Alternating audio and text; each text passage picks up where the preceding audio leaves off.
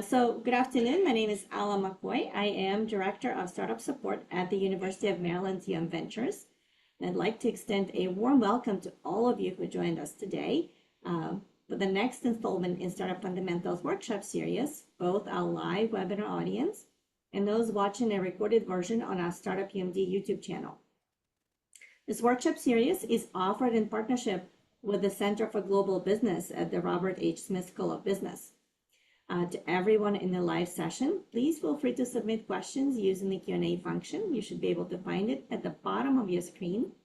And since we're recording this session, it will be posted on YouTube. If you choose to remain anonymous, you can also click that you would like to submit your questions anonymously. Please keep those questions coming throughout the webinar.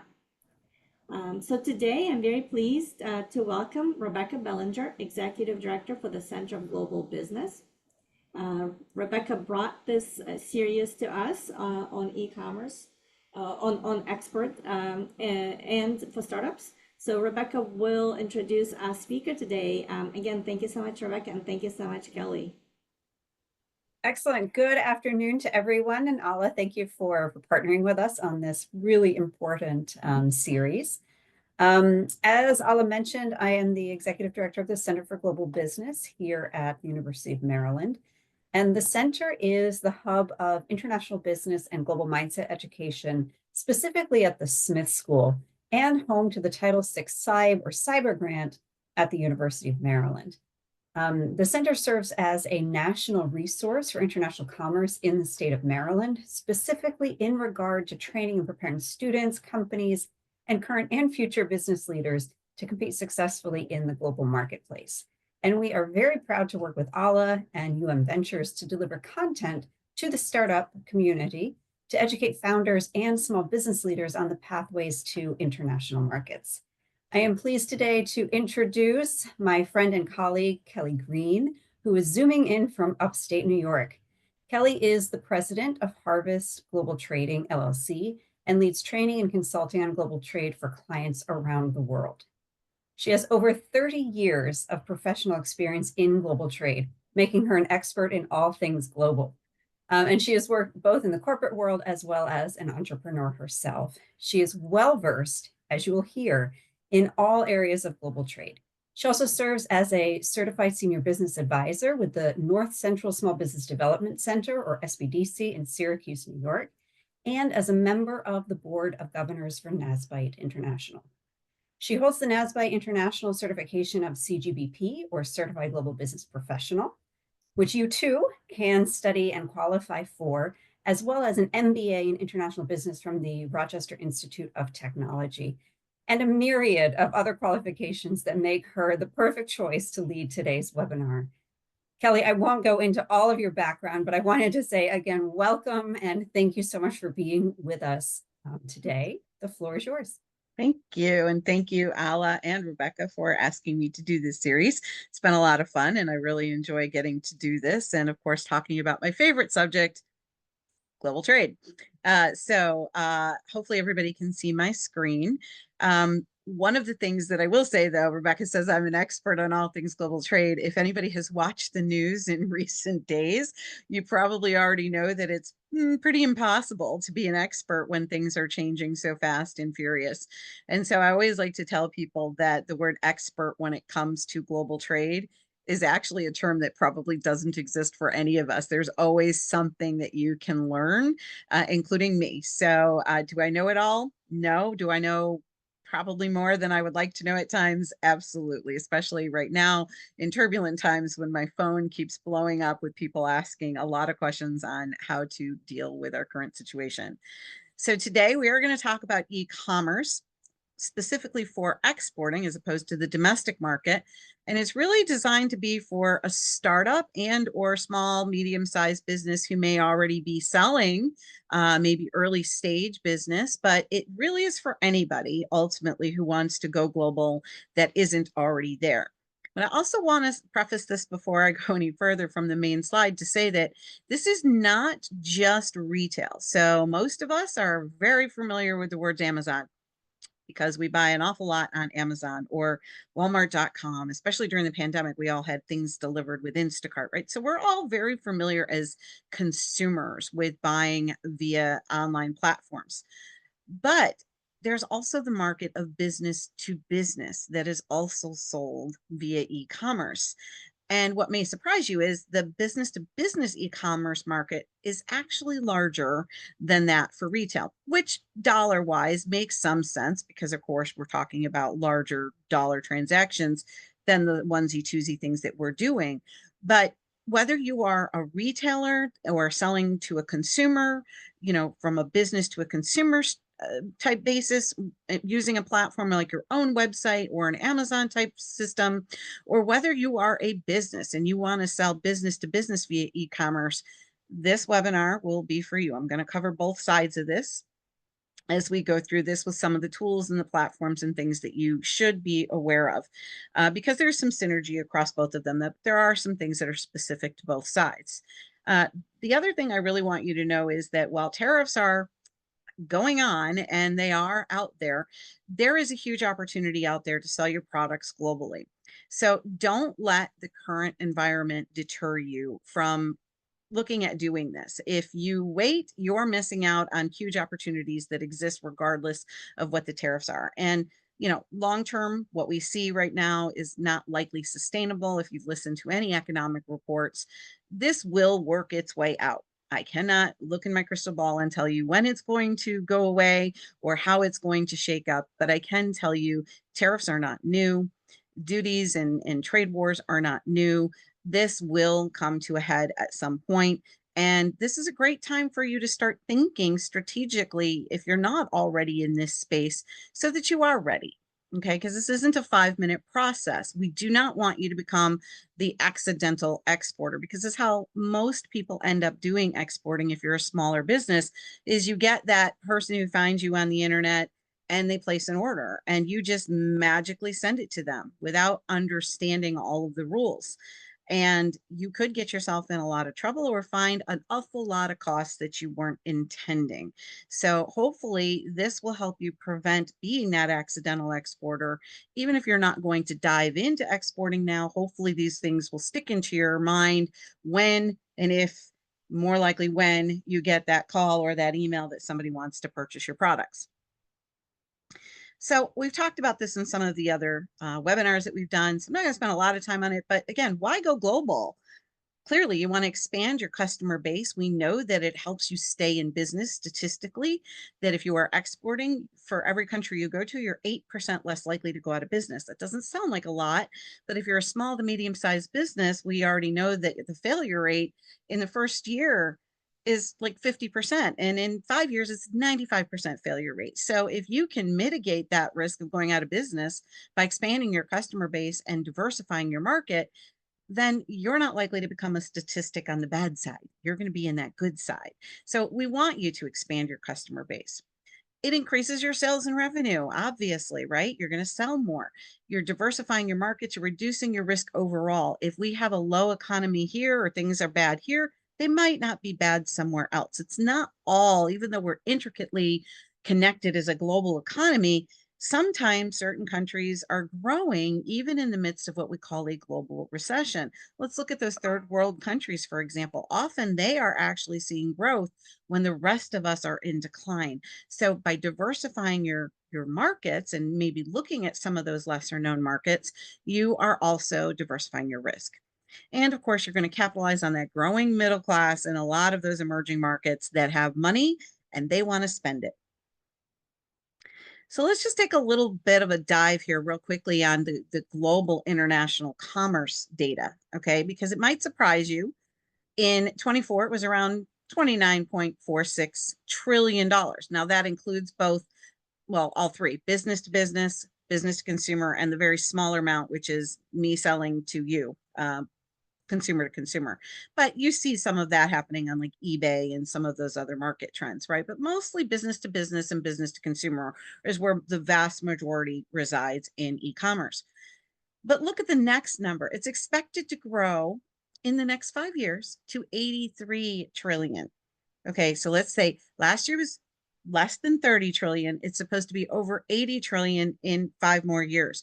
That is ridiculously large growth in e-commerce. So if you are not on this e-commerce bandwagon today, and that's fine, let this be a wake-up call that you need to start thinking seriously about this as a way to get your products into the hands of others. I'll also add that it can save you money from going to trade shows and some of those other expensive ways that we traditionally think, especially in the B2B market, that you have to go out there to find suppliers, because people are turning more and more to e-commerce. So this could actually be a game changer for you and maybe a cost saver for you as well. The average growth rate of almost 19% between 24 and 30. That's incredible numbers. Now, that's a global number. So you're going to see in a minute that some economies might be a little bit lower or higher than that. But overall, the growth is amazing. And as I said, e-commerce and business to business is actually bigger than it is to you and me. So 70% of all e-commerce right now is B2B. Global retail e-commerce in 2025 is expected to be over 7 trillion. But again, when we look at that number of almost 30 trillion, you can see where e-commerce between you and me, onesie twosie stuff, when I'm buying it on Amazon, even though it's a large number, it pales in comparison to the business to business market. Some of the market trends in the Asia Pacific, by far the biggest growth area. China is one of the biggest markets for e-commerce. And I don't mean China selling to us. I want to clarify that, because that's what, as soon as I say that, everybody thinks, well, of course, China sells us a ton of stuff. No, that's not what I'm talking about. I'm talking about within China. Their domestic market is actually about 55% of the global total of e-commerce. So if you had any thoughts of selling your stuff to China, and distributing it within China, that's not a bad market to get into if your product has market potential there. The Asia Pacific as a whole has incredible growth rate of around 20% between 2024 and 2030. And as you can see, that's a little bit higher than the global growth rate. While it's not listed on this graphic, Southeast Asia countries, Malaysia, Singapore, Philippines, also very high growth rates, and really projected to grow exponentially in terms of e-commerce. China says only 16.2%, but remember, they're already at more than half of the global total.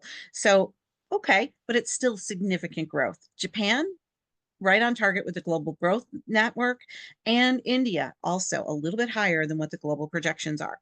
So those are great markets to look at. Europe. Okay, e-commerce there growing significantly at around 19.4%, which is right on par with what we expect to see at the global trends again. The UK, a little bit less, but again, the UK is a smaller market. Germany, a little bit higher than the global trends. And then you've got France also a little bit higher. So when we look at the globe, you can see where the market is very much diversified. Doesn't matter where you go, everywhere is getting on the e-commerce boom. Middle East and Africa, even. Look at this number.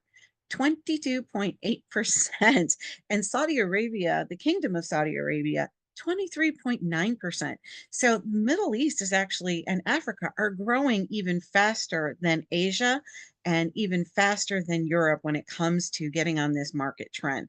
So I'm pointing this out mostly because I want you to realize that the growth is not just in the United States with us, where we think, okay, we're the biggest market in the world. But when we look at the world as a whole, there is a huge appetite for things to go global in terms of e-commerce.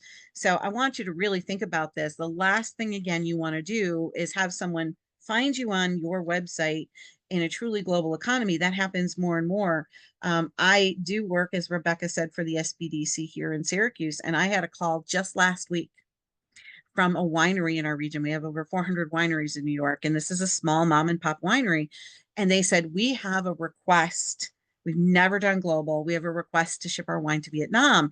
Now, the interesting thing is they were calling me not about legal regulations or anything with customs or shipping and things that you would have thought, being an alcohol business, they should have asked me. But they were asking me for the certificate of free sale because they had no idea what it was. And just as a sidebar, a lot of people don't know what that is because we don't use it in the United States. It is used around the world for food and agriculture. If you are in that space and you are ever asked for a certificate of free sale, it's done differently in every state.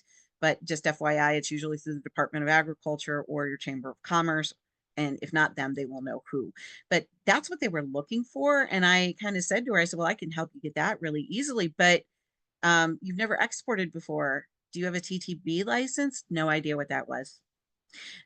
Do you understand what the regulations are in Vietnam? No idea. That they were approached by somebody who wanted to buy it, and they were going to become an accidental exporter. So just by luck that they happened to reach out to me for something simple like a form that they didn't know what it was, that now I'm able to help them do this right. But they were about to become that accidental exporter. Some of the biggest challenges, this is not necessarily an exclusive list. And if you've been in any of the other webinars that we've done, you have listened to me talk about doing market research and about things that you need to know with going global, with customization and things like that.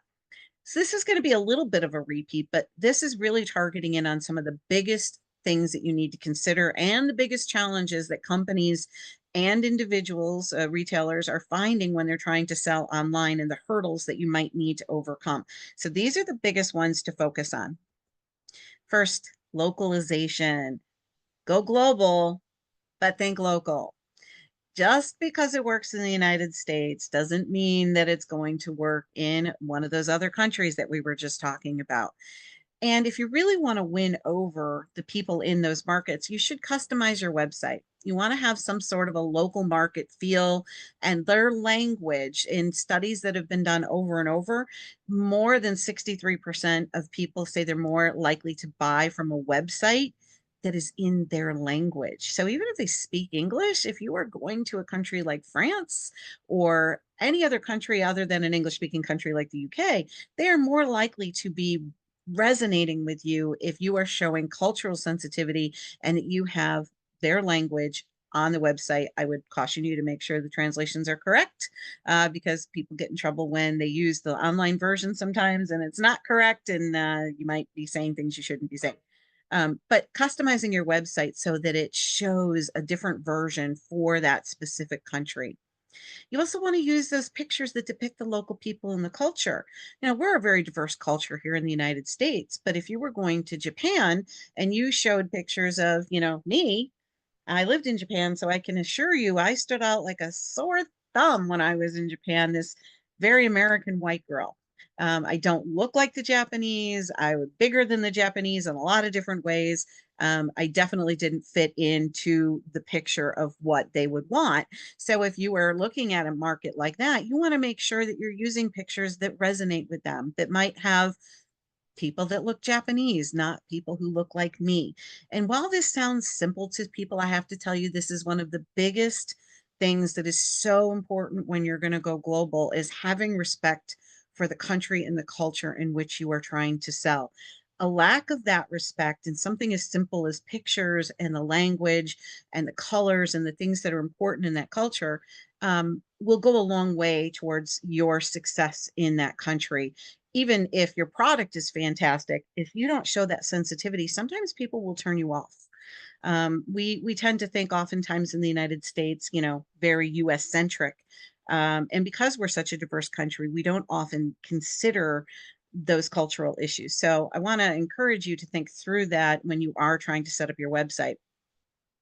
Also, do some research on local topics or trends. The things that are trending around the world are probably very different than the things that are trending here. It might be Beyonce here.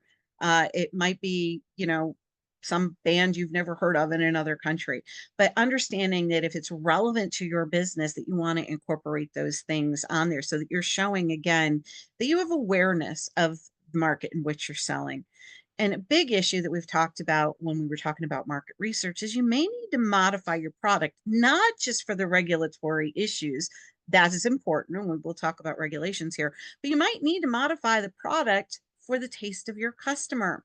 So, I like to buy my hand lotions in the big jumbo size. I don't know if you can see it, but I have this very large, if you can see my picture, 13.53 fluid ounces. And this thing lasts me forever. But a lot of markets want very small packaging, and that the customer may not buy a large size. They may want a small size. So you may need to tailor that down. And you're most certainly going to need to put it, instead of fluid ounces, into the metric system, because pretty much no other country in the world uses our system of measurements. So remember, you may have to change the look, the packaging. You don't want to offend a country. If you're going to a Muslim country and have a little piggy on your barbecue sauce, you might want to change that because that's pretty offensive to them. So really think through your packaging and how do you have to modify your product. Next, we're going to talk about the almighty dollar, which is not that mighty necessarily in some other countries, even if we are wonderful currency. You may find that consumers in particular, if it's business to consumer, want to buy in their local currency. And just think about yourself. Would you want to buy something on Amazon that was in British pounds? Maybe not. You might be like, I don't even know how much that is in US dollars or Canadian dollars. Well, you might run over to a currency converter to figure it out. But remember that currency converter is today, may not necessarily be when you actually pay for the product.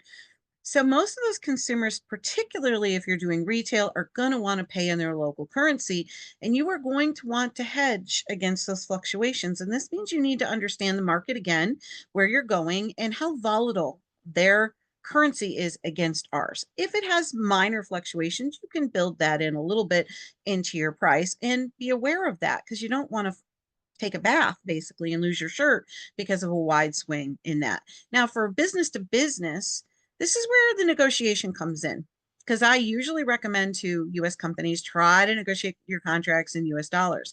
But I can tell you that foreign companies don't like that. They want it in their currency. So this is again where you have to really think through what is the fluctuation and build that in to your contracts if it's a business to business or what the sales price is going to be. Interesting. Preferred payment methods. We're very cash and credit driven. I would actually argue we're probably more credit and debit card driven than we actually are cash. Most of us don't have cash on us very often, certainly not large volumes of it. So what is the preferred payment method in the market you're going to? If the only thing you're accepting is credit cards, you may find that you're losing out on some of the market. Believe it or not, some people use mobile payments. They might use cryptocurrencies, which is, something that we're not as familiar with in terms of doing that with e-commerce. And they might even want to do a bank transfer. So think like the PayPal back in the day. Now PayPal does not just the transfers, right? But they also can do credit transactions. But if you remember, gosh, probably 20 years ago, PayPal was out there for people who didn't have credit cards, right? It would do a transfer between your bank accounts. And we have Zelle and some of those other things, right? Like Venmo. But those kinds of platforms are very popular in some of these foreign countries. People do it all the time. So, fun story. I lived in Japan. Okay, I'm going way back now. It was the 90s, 1990s, before the internet really was anything because I didn't have the ability to do webinars or call home to my family using Zoom. And I had to go to a payphone kind of thing and put in one of those prepaid cards. But interesting, I found the banking in Japan at the time, this is the 90s. I could go into the bank and there was kind of like an ATM, but I could actually pay my landlord and pay for my bills then, something that we had no perception of in the United States at the time. So they were further ahead of us. And I would tell you that in a lot of these countries, they are ahead of us when it comes to payment gateways and how to make payments. So if you're going to try and do business there, it's very important for you to understand, especially if you're going to be in a business to consumer market, what those expectations are in terms of how they're going to pay you.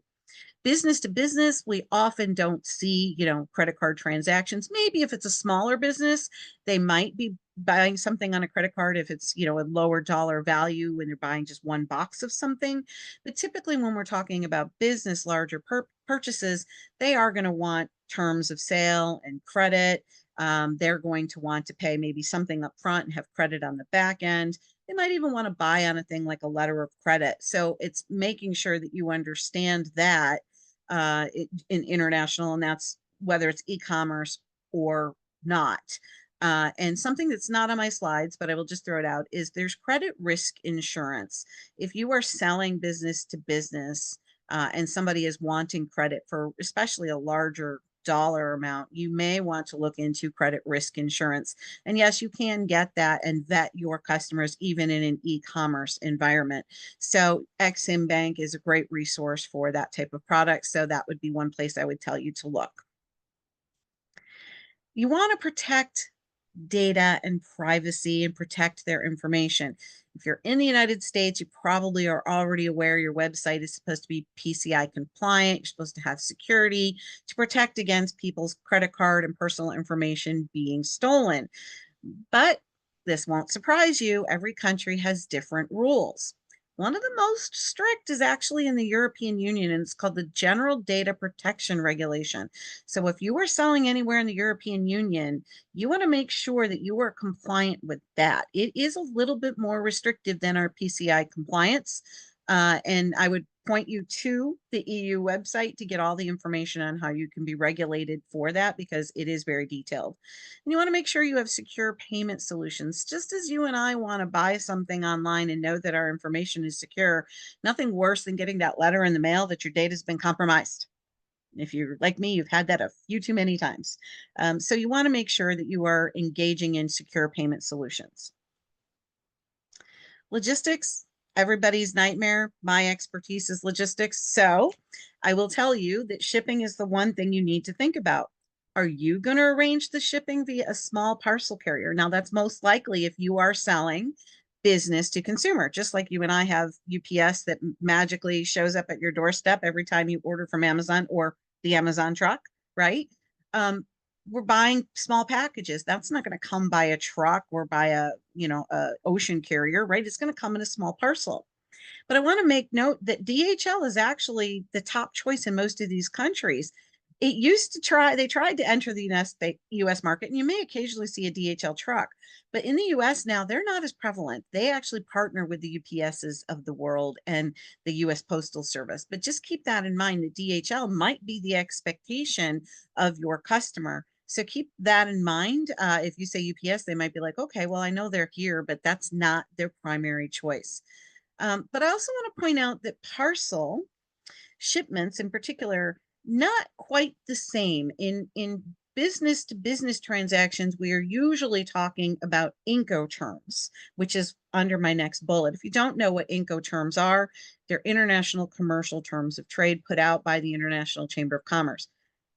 I've done courses on just Incoterms, and there's plenty out there that you can watch on the internet as well to understand Incoterms if this is something you're not familiar with.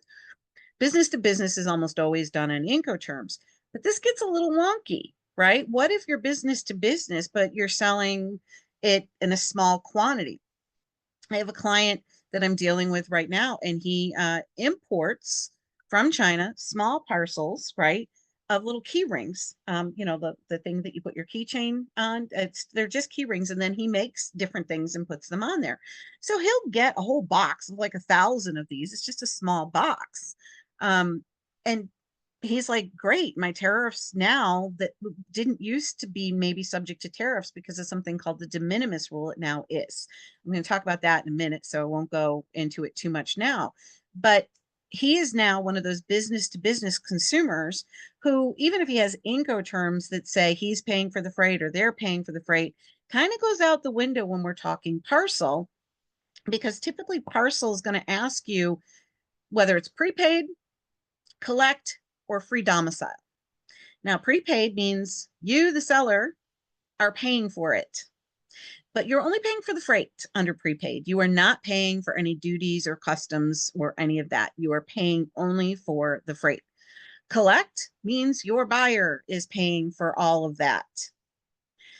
Free domicile and by the way, collect means your customer is also paying for the duties and taxes. So prepaid, you are only paying for the freight, and they are still paying for the duties and taxes if there are any. Collect, the customer is paying for everything. But free domicile is basically you being prepaid, but taking over and saying, yes, I'm going to pay those duties, taxes, and customs clearance. So you really only have 3 options if you're selling and something small and shipping it by parcel, even if it's a business to business. Now, this is really important to know, and I will mention de minimis here, even though I do have it on another slide. If you don't know what the de minimis is, It's a nice fancy word for the minimum. So in the United States, this has gotten a lot of talk recently. The United States had, past tense until a few weeks ago, okay, used to have a de minimis of $800. Now, what that would mean is if you are a consumer like me and you've bought stuff because you're guilty, you find Temu or Sheen, whatever their name is, and you're buying those cute little sundresses on Sheen for like $8. Been there, done that. Sorry, men, if you haven't done that. They do have Hawaiian shirts too. So there's that. But if you bought something on Sheen and it takes a few days or weeks to get to your house, it almost always comes in a package that's got some Chinese writing on it. That did not have any duties on it because it was under $800. So it basically slid by. Well, the de minimis rule of the United States just went bye-bye. So now all of those small dollar shipments that you're buying are subject to duties. And throw in the fact that now we have tariffs of like 145% from China, right? So if you're buying something from those companies, your price is going to go a little bit higher, maybe a lot higher, because now there's duties that weren't there before, and those duties are, of course, very high. But the reason I say that is if you are selling overseas, be it to a person, like you're going to sell commercially, like Sheen sells to me or Temu sends to me, you're going to ship it from here and you're going to send it directly to a consumer in another part of the world, they're probably going to expect that you're sending it free domicile, that you're building that price in and they're paying it. They're not going to want to get a call from DHL or UPS saying, hey, you owe duties. They're going to be like, what are you talking about? So understand if you are in that business to consumer market or even business to business, and it's a smaller dollar value or smaller package like those key rings, Incoterms matter, but in this particular case, the way you're probably selling it is going to be all in, delivered to their door. And you're going to have to figure out what those costs are so that you can ship it to them and charge them up front. So I kind of want you to be aware of that piece, because this is also one of those things that so many people, when they become the accidental exporter, they ship something out and they didn't know that they were going to have to deal with duties, taxes, customs clearance, and all of these things like free domicile. And the thing gets stuck in customs in some country of the world. They panic and they're like, I don't know what to do. So understanding this is very important. If you are doing it more business to business and a larger shipment, by the ocean or maybe by air freight with like a pallet, larger than just a box food that would show up at somebody's house, are you going to use a freight forwarder company? Probably you will. That's where your Incoterms are critical to understand, because it does define who is paying for the freight and when the liability, meaning if the ship sinks, transfers. It does not actually show when ownership transfers. I want to be clear about that, but it does define who's paying for the freight. Now, let's be clear. If you are the seller, and even if under the Incoterms you're paying for the freight, you are building that cost in, you should be, to pass on to your seller or to your buyer. Ultimately, the buyer is ultimately paying for it, but they may not be directly paying it to the freight carrier. You may be absorbing that cost and passing it on. This is also why it's very important to understand Incoterms, but also what currency that I just mentioned you're selling in, because of those fluctuations. Because if you quote somebody 3 months before you actually ship it, things can change both in the freight world in terms of how much that freight is, but also with the currency fluctuations. So you want to make sure that you're hedging your bets and you understand how this all works. Distribution. This basically comes to how you're distributing, not just shipping it, right? Because obviously, if you're shipping out of the United States, you're shipping it to that foreign country. Now, are you going to ship it direct from the United States to the consumer or to your business customer directly? Or are you going to set up an in-country warehouse and a distribution point? Have that product stored in a country warehouse in Germany that might be there for the entire European Union. You could do it that way, right? Because the EU is cross-border movement. So you could have, if you're in the European Union, you could have a warehouse set up in one location and distribute out of that. But Ask yourself, does that make the most sense, right? How much business am I going to do? If you think there's going to be a lot of business to that particular country and you're spending time and energy marketing, that might be an easier way for you to keep product in country. You could ship it to yourself essentially to that warehouse and distribution point in a larger quantity and mitigate some of those costs and get them down per unit, and then you could distribute in country. It also gives you the advantage of being closer to your customer, faster delivery. But again, you still have to worry about duties and taxes. And in that case, if you're sending it to your own warehouse or a third party warehouse that you've contracted with, you are now the importer of record. So you are paying the duties, and you have to consider that when you're going to distribute the product to make sure that you're pricing it to cover your costs. So these are some of the things you need to consider with your shipping and your logistics.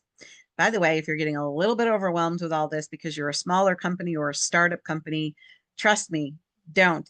I'm just giving you all the worst case things and the things that you need to consider. If you do this, you will be successful. So don't get frustrated. Returns and customer service, though, also very important. If you have ever called from the United States, an 800 number, and you get someone in a foreign country and you can't understand them, you understand this already. You want to speak to somebody who you can understand. So imagine somebody in Germany who might not speak English as well as you and I do. Don't they want to talk to somebody that can maybe speak German? The answer is yes. So having, again, that cultural sensitivity, that language sensitivity, so that you can take those calls or have a chat bot or something with them in their time zone, right? How are you going to service them? The language of the customer, the time zone of the customer, and that's whether or not that's just your customer service. But how are you going to handle returns? Now, think about this for a second. If you shipped it internationally and you paid duties and all that other stuff, do you really want to ship it all the way back to the United States? And how are you going to enter it into the United States? Now, you could bring it in and not pay duties because it is a US return goods, but you're still going to have to absorb that cost coming back because you know your customer is not going to want to pay for that. So that has to be in your shipping policies about who's paying for it, but you do want to give them an alternative of where to ship it, right? Or where to deliver it. Think Amazon, right? Now I can go over to Kohl's and I can drop it off and here you go, Kohl's, and they'll take care of it. Are you going to have a place in country for them to return, or what is that policy going to be? So these are things you need to think about when you have a longer supply chain, a much bigger one. It's not around the corner. It could be costly for you to have those goods returned. Regulations, the duties and the taxes, something that nobody wants to talk about, but right now everybody is talking about. You do need to understand the regulations of the country that you're going to. Is your product or service regulated, or is there a license or permit required? Food, for example, cosmetic items, anything that might be technology might require not only an export license, but maybe an import license into those countries. If you are selling something to a Muslim country, for example, I used to work for a company, we made toiletries for your hotel chain. We did mouthwash. Well, mouthwash typically has alcohol in it. Well, we had to make a non-alcoholic version to sell to Saudi Arabia and some of those Muslim countries. So you may need to modify your product from a regulatory standpoint, not just a cultural standpoint. Are there also rules regarding the labeling and packaging and the units of measure? Things I just said, you're probably going to have to put them into the metric system. What, just like we have calories, if you, I wish we didn't, but everything I buy tells me how much weight I'm going to gain. So other countries have similar rules of what you have to have on the labeling. And does it need to be modified? Is there some sort of an ingredient in your product that is safe in the United States, but is deemed not safe in another country? Believe it or not, the answer is potentially yes, if it's food. A lot of things actually aren't acceptable. You've heard the words genetically modified organisms, right? Well, I got news for you. We got a lot of those products in the United States and they don't want them in foreign countries. So you may not have a market if you have a GMO product. So you need to understand if you need to modify your product. You've heard probably in the United States, they want to ban those food dyes. That might be something else you have to consider in a foreign country.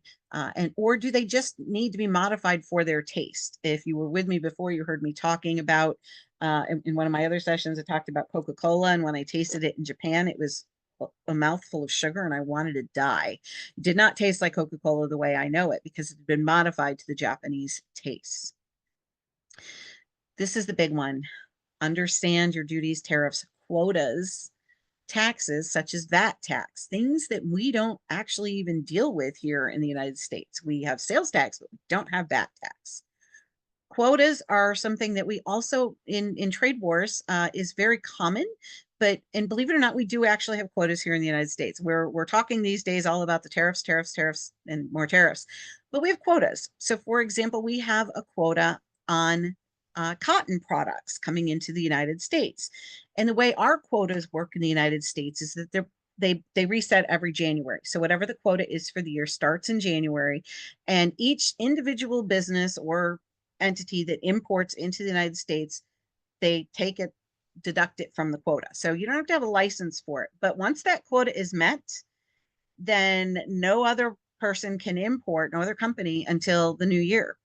So what we always see is a lot of product moving in the summertime, especially textiles and clothing from Asia to the United States. Yes, a little bit earlier than maybe even toys, because they want to get their product here and cleared and in the market because they know historically our quota in the United States for things that we're bringing in that are made of cotton and textiles pretty much is filled by November.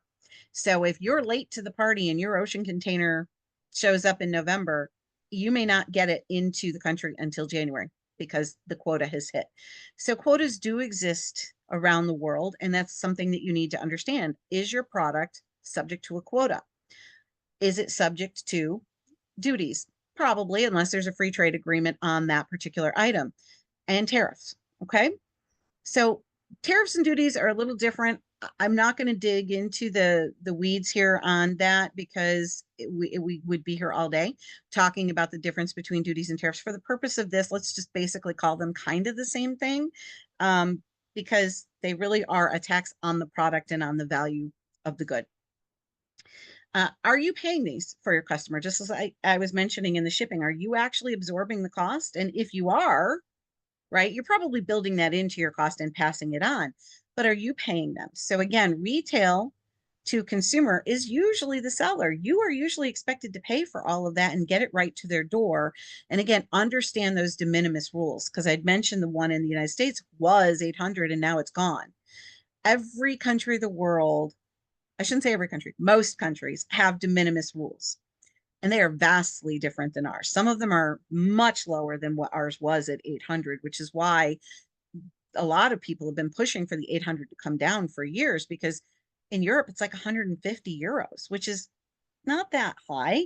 Yes, if you're a small retailer and you're sending something to an individual, you might be able, if it's a $50 item, it's going to be fine.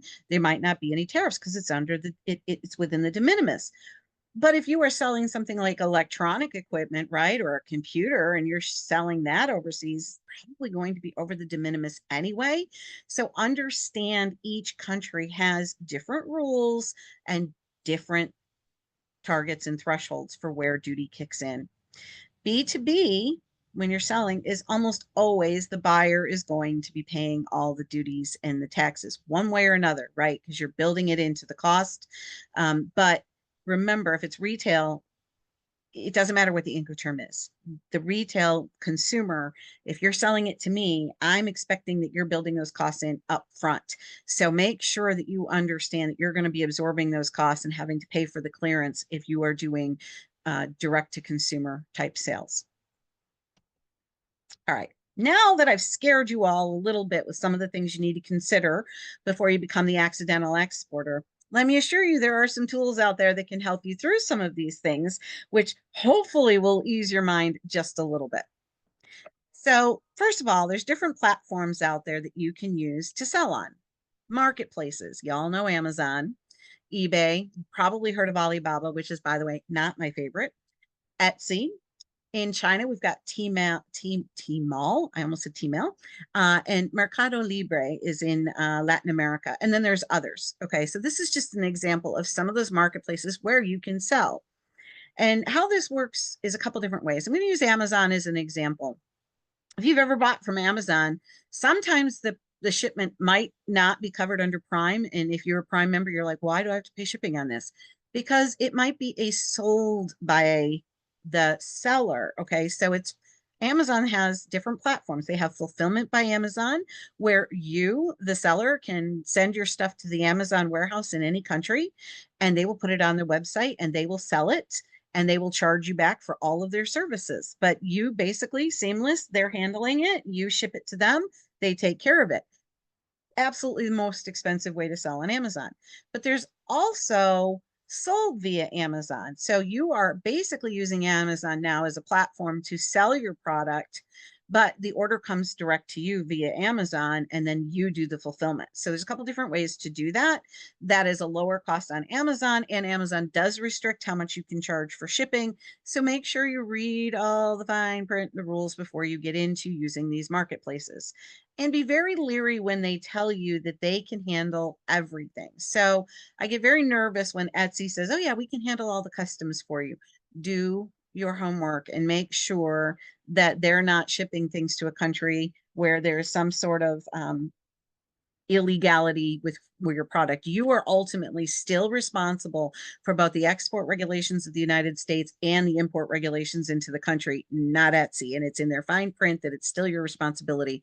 So make sure if you're using these platforms, you still have an understanding of what's going on, so that you're not selling to somebody that shouldn't be sold to. You can also have your own website, which I would encourage you anyway to have your website in this day and age. And again, we talked about localization of it. But if you're an e-commerce store, especially to a consumer, you might want to set up one of the ones that is more globally accepted and has some global platforms built in, which is going to be like a Shopify, a WooCommerce, or a BigCommerce. Those are some of the top ones that have the ability to do things like even language translation and different currencies. So those can be extremely helpful to you. If you are looking to localize your website and translate, you might want to look at Weglot and Babblik as websites that can help you to do that a little bit better than just going on Google Translate, which could be a little off. You might want to use one of these local translation services. And finally, you can also still look at selling via Facebook, Instagram, and TikTok, at least as long as TikTok exists in the United States, that is. But remember, if you're doing it that way, you are very much doing it on your own, and you want to localize this and you want to understand all of those other things that we talked about. Payment platforms are going to be very important for you because, again, you might be expected to do this with a lot of different things, different currencies. You might need to do this in terms of want to do transfers from their bank accounts, right? Money transfers. Some of the ones that are really good in a global space, PayPal, Stripe. It's now called FIS Global. It used to be called WorldPay. Actually, one of my favorites, by the way, for doing e-commerce in a global context, because they're in like 200 different currencies. So it works out really well. To Checkout also, I think, is in like 200 currencies. And then Adyen, which is in about 45 countries. So make sure that you check. You may have to get different ones if you go with a PayPal or a Stripe that's not in all countries. You may have to figure out what countries they can accept payments in.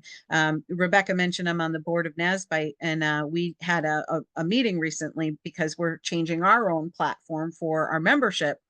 And one of the things the new payment gateway asked me as treasurer of the organization is, what currencies and what countries are you accepting payments from? And I was like, well, the vast majority of our members are here in the United States, but I actually had to pull the data and see that we do have a handful of members from Saudi Arabia and some other things. They cannot service all of those countries. So while that's built into our system, and right now it doesn't matter because we literally had, I think, like 10 people in the entire organization that are in a foreign country, we can work that out. But as our organization grows, we may need to have another payment gateway for those particular clients as we grow our membership. So this is really important for you to understand. If you pick one like Stripe or PayPal that you might be using in the United States, that's great. But if you suddenly are selling into a country that isn't supported by those, you may need to have a secondary one that you get into. Some of the tools for customs and tax compliance. This is so important, so important, so important. If you don't take anything else out of this, please take this. You do not want to get yourself in trouble with customs in a foreign country, because that is the easiest way to get banned from selling in that country, is to screw this up. Avalara is a software that I recommend to all of my clients who are selling domestically via e-commerce because it can help you domestically, if you're selling e-commerce, collect that sales tax in all 50 states and jurisdictions, because none of us actually know what the sales tax is in county ABC in California. I have no idea. So if you are not collecting that sales tax, you are potentially in non-compliance. Now, there are thresholds in the United States, right? You have to be selling quite a bit in order to hit some of these state thresholds, but it's different everywhere. So I always tell my clients, get something like TaxJar or Avalara in the United States. Those are the two I recommend for e-commerce in the United States so that you can have sales tax collected automatically in all those jurisdictions. But those two in particular on this list also are very good globally, and they can help you with those duties and taxes and the VAT tax. Other ones to look at are Zonos, Easy Ship, Simply VAT, and FedEx and DHL Trade Tools. This is not an exclusive list, but this is a list of some of the better ones that I would recommend you look at. These are things that can help you with the documentation. Like if you see that with Easy Ship, they can help you with some of the documentation as well. So they're all a little bit different, but if you're really looking for that software that works in the background on your e-commerce site and helps you figure out all this, something like an Avalara, a TaxJar, really going to help you out tremendously to help you stay in compliance. There's also e-commerce fulfillment platforms. Now, this is where if you, again, wanted to use Amazon, which is the second one on here, fulfillment by Amazon, that's where you're going to send all of your stuff right to the Amazon warehouse. It has huge reach around the world. They have warehouses all over the world now, and they're going to do a lot of this fulfillment for you. So it takes some of the work off of you, but it also lowers your profit margin. So you do have to do the analysis on whether it makes sense. ShipBob also has global centers around the world, and they work really well with Shopify. So if you get Shopify for your e-commerce platform and you use ShipBob for your fulfillment, you've already got a seamless integration. By the way, Avalara does work with Shopify as well. I believe Techstar does too. So you want to make sure that all of the systems that you're picking play nice with one another. Flexport is another one. Shipwire, Global E, you can see where they all have slightly different tools here. So really, this is just a list for you to check out because some of these will offer different platforms for you in terms of what they do. But this is a great way if you want to get into a foreign country and you don't want to maybe set up your own warehouse. You can always get a 3PL warehouse, like through a UPS has 3PL warehouses, and so do a lot of other companies where you can rent the space and then pay them to do the pick and pack and distribution as well. But then you would want to integrate your systems with them. So keep in mind that there's multiple ways to do this in addition to just shipping directly from the United States. So, I went a little bit over, Rebecca, sorry. Bottom line is international e-commerce has a lot of opportunities. There are 30 million companies in the United States right now that could be exporting today. Only 1% of them are. So if you're among them and you're not exporting, you're missing this huge opportunity. And with e-commerce being the platform for growth and where everything seems to be moving, even business to business, you would be a fool not to start thinking about this if you aren't already doing it. But make sure that you do it correctly. And hopefully you can understand some of the benefits and address these challenges up front, and you can thrive, absolutely thrive. The opportunities are endless. Questions? I'm almost afraid to ask if there's questions. Thank you so much, Kelly. This has been amazing as always. We do have one question here. So if anybody has any additional questions, please feel free to type them in. The first one is, if I want to sell services to South America, how can I advertise to get customers there? Services as opposed to a product. Yeah, we didn't actually talk too much about that. We were focused more on physical products, but services also have regulatory requirements. So just keep in mind that, for example, we're doing a live webinar right now. If I wanted to do a live webinar in some countries, that is actually subject to tax and duties and VAT tax, which seems crazy to me because we're on a virtual platform. So make sure your service also, you are complying with the regulations. In terms of finding those customers, I would say you definitely want to get an international, you want to have your website, again, always, I don't care what business you're in, we need a website today. It shows that you are a legitimate business. If you're going to go into a foreign market like Latin America, then you're going to want to get the website, make sure that it's customized, and has that localization we talked about with the language, and the feel of the culture with the people, so that it looks like it represents them. That's going to be super important. But now your search engine optimization is going to be key, right? Because you want to make sure that people in that particular market can find you. So that really comes back to just good e-commerce and website maintenance as well. In terms of advertising, I would tell you to get involved with organizations in that country or that region that are maybe ancillary to you. So Rebecca had mentioned at the beginning that we're both on the board of NASBITE, it's global trade, right? So that's how Rebecca knows me and asked me to, get involved with this webinar series. So getting involved with organizations, if you are selling clothing, find associations in those countries and regions that are about, clothing. Now, if you are a service and it's like a counseling or you want to do a training, you're going to want to get involved with consultants. You're going to want to look on LinkedIn for other organizations that might be a place for you to connect and get your name out there.